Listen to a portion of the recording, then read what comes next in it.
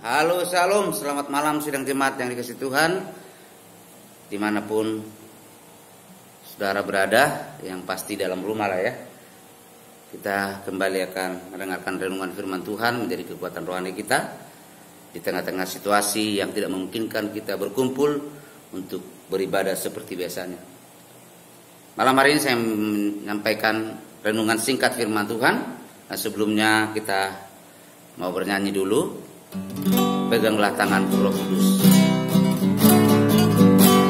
Peganglah tanganku Roh Kudus, setiap hari ku tak dapat jalan sendiri tanpa Roh-Mu. Awalah diriku kepada segala kebenaran,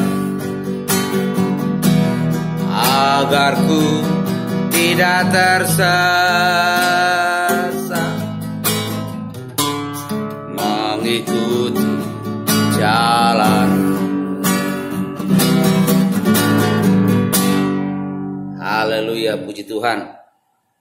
Dan yang menjadi renungan kita pada saat malam hari ini adalah terambil dari 1 Tesalonika pasalnya yang ke-2, ayatnya yang ke-7.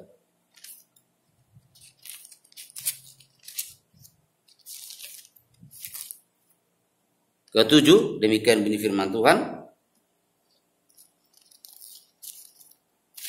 2 Tesalonika maksud saya. 2 Tesalonika pasalnya yang ke-2 ayatnya yang ke-7. Demikian bunyi firman Tuhan. Karena secara rahasia kedurhakaan telah mulai bekerja, tetapi sekarang masih ada yang menahan. Kalau yang menahannya itu telah disingkirkan, pada waktu itulah si pendurhaka baru akan menyatakan dirinya, tetapi Tuhan Yesus akan membunuhnya dengan nafas mulutnya dan akan memusnahkannya kalau ia datang kembali. Kedatangan si pendurhaka itu adalah pekerjaan iblis dan akan disertai rupa-rupa perbuatan ajaib, tanda-tanda dan mukjizat-mukjizat palsu, dengan rupa-rupa tipu daya jahat terhadap orang-orang yang harus binasa, karena mereka tidak menerima dan mengasihi kebenaran yang dapat menyelamatkan mereka. Dan itulah sebabnya Allah mendatangkan kesesatan atas mereka, yang menyebabkan mereka percaya akan dusta, supaya dihukum semua orang yang tidak percaya akan kebenaran dan yang suka kejahatan. Demikian pembacaan renungan firman Tuhan malam hari ini, terambil dari 2 Tesalonika pasal yang kedua ayat 7 sampai 12 saya bacakan tadi. Saudara-saudara sidang jemaat dikasihi Tuhan, kita melihat bagaimana firman Tuhan mengatakan kepada kita bahwa ayat 7, secara rahasia kedurhakaan telah mulai bekerja, tetapi sekarang masih ada yang menahannya. Kalau yang menahannya itu telah disingkirkan, pada waktu itulah si pendurhaka baru akan menyatakan dirinya, tetapi Tuhan Yesus akan membunuhnya dengan nafas mulutnya dan akan memusnahkan dia kalau ia datang kembali. Ayat ini di dalam perikopnya mengatakan saudaraku bahwa ini berbicara mengenai kedatangan Yesus kedua kali. Dan sebelum kedatangan Yesus yang kedua kali, Bapak Ibu Saudara kasih Tuhan, maka Alkitab meramalkan akan terjadi kesesatan, pemurtatan, dan seorang manusia durhaka, ya, si pendurhaka dikatakan, yang dikenal di dalam Alkitab terjemahan lama dipakai kata Dajjal, ya, atau si antikris, saudaraku, akan datang untuk memerintah. Dia akan berusaha untuk menyatukan dunia ini. Dia akan menyatukan lewat ya ekonomi, politik, militer, bahkan agama. Dan hari-hari ini kita melihat dunia seolah-olah sedang digiring pada satu kejadian, saudara, kepada satu nubuatan yang digenapi mengenai si antikristus ini yang akan muncul memerintah dalam dunia ini. Kalau kita baca dalam Wahyu pasal yang ke-13, saudara, bisa lihat di sana bagaimana munculnya antikris, seorang manusia durhaka yang akan memerintah dunia ini sebelum kedatangan Yesus yang kedua kali. Oleh sebab itu, apa yang menahannya? Firman Tuhan tadi katakan ada yang menahannya. Tetapi kalau yang menahannya itu disingkirkan atau diangkat, siapakah yang menahannya? Sehingga antikris ini belum bisa secara full untuk menyatakan dirinya menguasai dunia ini. Saudara, yang menahannya adalah saya dan saudara, orang-orang yang percaya kepada Tuhan, yang mengasihi Tuhan. Ya, kita inilah yang sedang menahannya. Kenapa? Karena gereja belum sempurna. Waktu gereja sudah disempurnakan oleh Tuhan, dan Tuhan sendiri yang tahu kapan gerejanya disempurnakan. Pada detik gereja sempurna, maka Alkitab katakan kita akan disingkirkan, sehingga kita tidak akan mengalami masa pemerintahan antikris yang dikatakan oleh Alkitab, pemerintahan yang sangat jahat, yang sangat kejam, dengan memakai siksaan-siksaan yang belum pernah terjadi dalam dunia ini untuk menyiksa orang-orang yang tidak percaya kepada Tuhan. Ya, Alkitab berkata dalam Wahyu pasal 13 bahwa kalau tidak menerima tanda 666 di dahi atau di tangannya, maka Alkitab berkata tidak boleh membeli dan tidak boleh menjual. Artinya ekonomi dikuasai oleh antikris. Tetapi hari-hari ini kita melihat lewat wabah virus corona ini, seolah-olah sedang dipersiapkan. Ini baru permulaan, Bapak Ibu Saudara Tuhan. Gereja sedang masuk dalam masa di mana tidak lama lagi antikristus akan menyatakan dirinya. Tapi sebelum itu terjadi, saya dan saudara yang percaya kepada Tuhan masih menahan kekuatannya. Tuhan belum mengizinkan antikris secara full atau 100% untuk mendemonstrasikan kekuatannya, atau antikris itu menampakkan dirinya, menyatakan dirinya, karena gereja belum sempurna. Kapan gereja sempurna? Itu semua ada dalam waktunya dan jadwalnya Tuhan, jamnya Tuhan. Tapi bagian kita, mari tetap kita percaya, tetap kita berharap, tetap kita berdoa mencari Tuhan, hidup menurut firman Tuhan. Karena hari-hari ini adalah hari-hari yang jahat. Pada saat gerejanya, Alkitab berkata, gereja yang sudah penuh dengan Roh Kudus akan disingkirkan ke padang belantara, ke satu tempat yang tidak bisa diganggu oleh si antikris itu. Setelah itu barulah dunia akan diserahkan kepada pemerintahan antikristus, dan yang akan menguasai dunia ini. Kita lihat ya bagaimana sekarang orang kalau ke bandara atau bekerja atau kemana saja sudah sedang diedukasi, sedang dididik sekarang, ada pembelajaran sekarang untuk di scan di dahinya, ya kan? Ini akan membiasakan masyarakat untuk menerima scan di dahi itu, ya. Karena apa? Karena memang kalau kita berkata bahwa antikristus waktu dia menguasai dunia, dia akan memberikan tanda 666 di tangan atau di dahi. Saudara, sebelum hari itu datang, mari kita bersungguh-sungguh dalam Tuhan, ya. Biar kita menjadi orang-orang yang mengasihi kebenaran. Ayat sebelum mengatakan, ya, mereka tidak menerima dan mengasihi kebenaran yang dapat menyelamatkan mereka. Jadi orang-orang yang harus binasa adalah mereka yang tidak menerima kebenaran dan tidak mengasihi kebenaran. Oleh sebab itu, sebelagi ada waktu kita, Bapak Ibu saudara Tuhan, jemaat Tuhan dikasih Tuhan, baik jemaat di Batu Buil dan juga jemaat di Nangapino ini, biar kita setia kepada Tuhan. Apapun yang terjadi, memang semua akan sudah dinumbatkan seperti itu, saudara. Karena sebelum antikristus memerintah, dia akan membuat kacau dulu ekonomi, terjadi resesi ekonomi. Ya,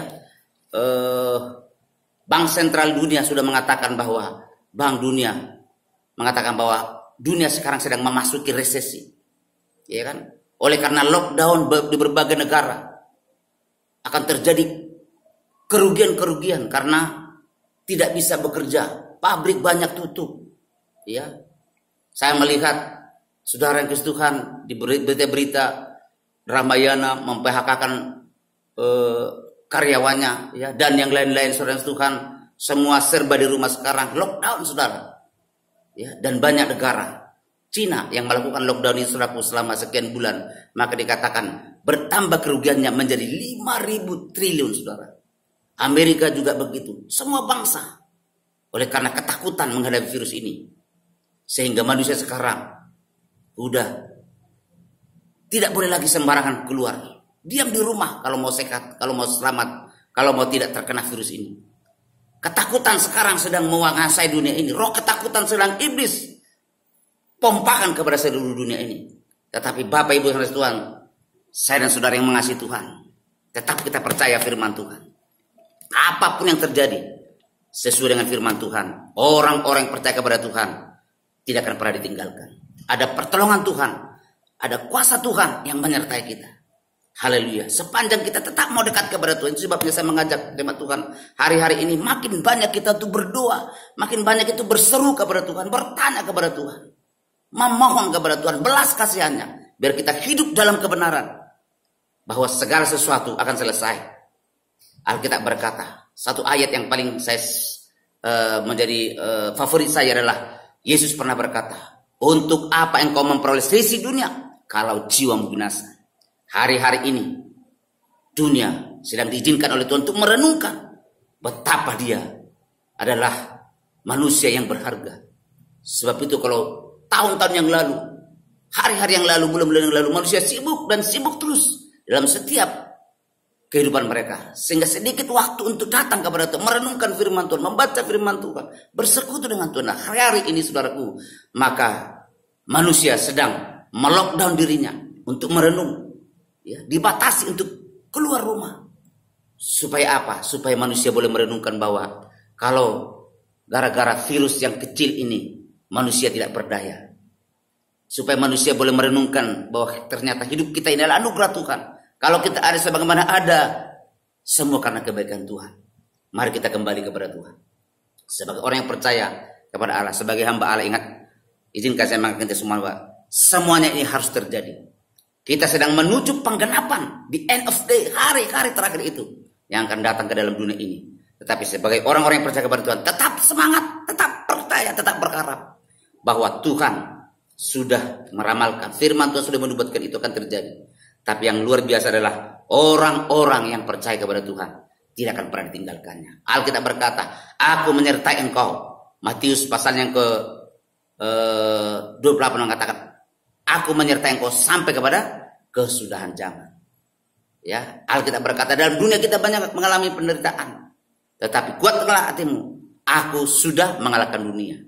Waktu kita percaya kepada Tuhan, maka apapun yang terjadi dalam dunia ini tidak akan membuat kita kehilangan keselamatan. Keselamatan itulah sekarang yang terpenting dalam dunia ini. Harta, uang, pangkat, jabatan, apa artinya kalau sudah terkena virus ini? Tetapi orang-orang yang percaya kepada Tuhan dijaga oleh Tuhan, dilindungi oleh Tuhan. Sebab itu tetap percaya, tetap semangat, tetap muliakan Tuhan. Hiduplah dengan bersukacita dan percayalah bahwa Tuhan tidak meninggalkan kita. Tuhan ada di pihak kita, Tuhan menyertai kita, Tuhan melindungi kita, Tuhan membentengi kita sehingga sakit penyakit atau virus corona ini tidak akan sampai atau tidak akan mengena kepada kita, kepada anak-anak kita, kepada keluarga kita. Karena kita orang-orang yang mengasihi kebenaran, yang mengasihi Tuhan, yang mengasihi firman Tuhan. Haleluya.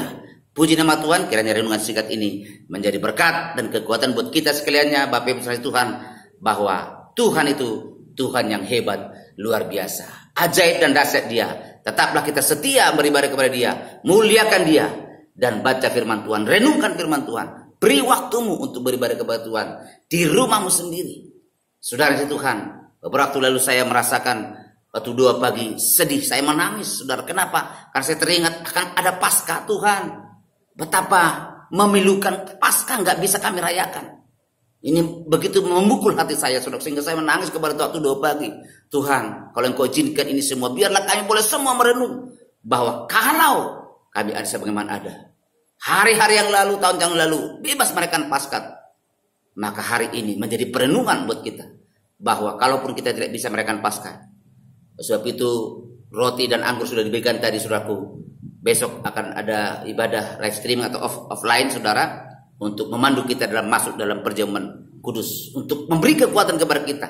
Alkitab berkata, orang menerima perjamuan kudus tubuh dan darah Yesus masuk dalam hidup kita, dalam badan kita ini menjadi kekuatan, menjadi materai sehingga kita dikuatkan untuk tidak lama-lama kita ketakutan, ya, cemas, khawatir dalam menghadapi virus corona yang sedang merajalela hari-hari ini, saudara. Sebab itu tetap semangat, tetap muliakan Tuhan karena Tuhan itu ajaib dan luar biasa.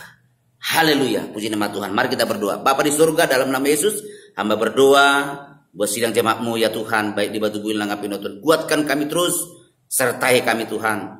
Kami percaya Engkau tidak meninggalkan kami. Firman berkata bahwa si pendurhaka itu antikristus memang akan datang dan tidak lagi. Sebelum itu muncul, maka gereja Tuhan, kami yang belum disempurnakan, yang belum diangkat, yang menahannya. Sebab itu, selagi kami belum diangkat ya Tuhan, biarlah beri kekuatan kepada kami, semangat untuk kami terus setia kepada Tuhan, untuk kami terus memuliakan Tuhan dalam hidup kami.